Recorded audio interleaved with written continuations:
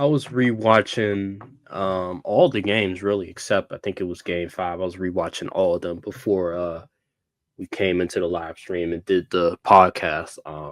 And one thing that I noticed is the amount of turnovers that the OKC Thunder force on their opponents. They're actually number one in forcing turnovers on their opponents. And guess what? They're number one in not committing turnovers. So you're facing a team that not only is number one in forcing turnovers, they're number one in not committing turnovers. It's going to be very hard. Let me ask you this question because I remember I mentioned this months ago. I actually pulled up the video before we did the podcast like hours ago, and it was a video after they beat the Celtics in Boston. And I said, I can't think of a collection of perimeter defenders like the OKC Thunder. Just the amount of guys that can guard the wing, that can guard the perimeter. Is this the best collection of perimeter defenders we've ever seen? Oh, the Pistons had some dudes. Talking about 04? Yeah, they had some dudes. Best collection. Best collection. Best collection. Possibly. It probably is OKC, honestly, because you got Shea plays defense, Lou Dort minutes on defense, Caruso minutes on defense, J Dub will get on you. Chet is good on the perimeter as well. There really is no weak spots defensively for them.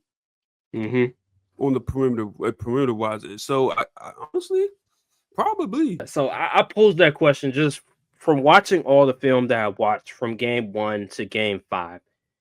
It just shows just how good their defense was. Like they were really making it difficult for the Timberwolves to score. Like I posted something on the Courtside podcast Instagram story where there was like a couple plays where the Timberwolves were trying to get into action. They were trying to go by their man. They were trying to do a DHO, which is a dribble handoff, and it just wasn't working. They were trying to do a pick and roll. It just wasn't working. They were getting stripped every single time. It was Randall. It was Nas Reed. It was Randall again. Mike Conley had a horrible series. Mike Conley sold. He sold for the Timberwolves. He was god awful. Like absolutely atrocious. He would be wide open brick every single time. He just was not doing anything well. And then defensively, because he's undersized, he's a liability. Yeah. And at his age as well, he's not going to be able to do much.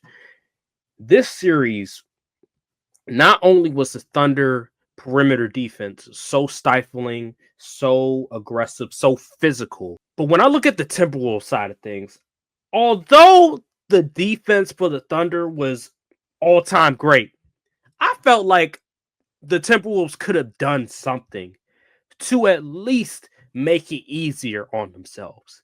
I felt like they did themselves a disservice so many times.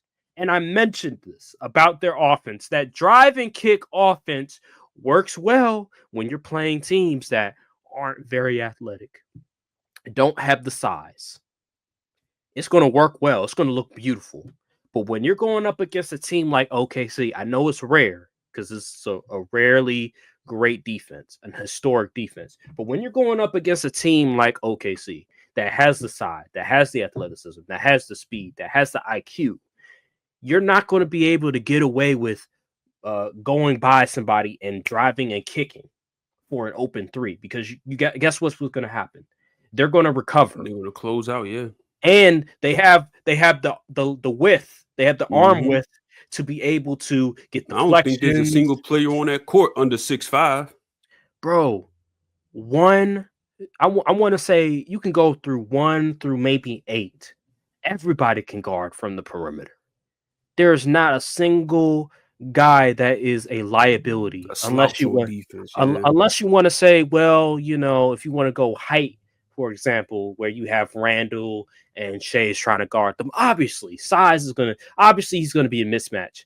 But when you look at just normal circumstances where you say this guy guards this guy guards this guy, position for position, there is no mismatch for the Timberwolves to exploit. I would watch Randall. This is where it got egregious. I would watch Randall be the ball handler on a pick and roll, and Mike Conley would set a screen. What Yeah, what I are we don't know. doing? I don't. Yeah, Guess that what? is Guess what happened? Guess what happened? turnover. Turnover. Get Alex Caruso. Or it would be Nikhil Alexander Walker would be the ball handler, the pick and roll ball handler. And I think it would be Randall or Anthony Edwards would try to set a screen. Like, what we doing? Like, what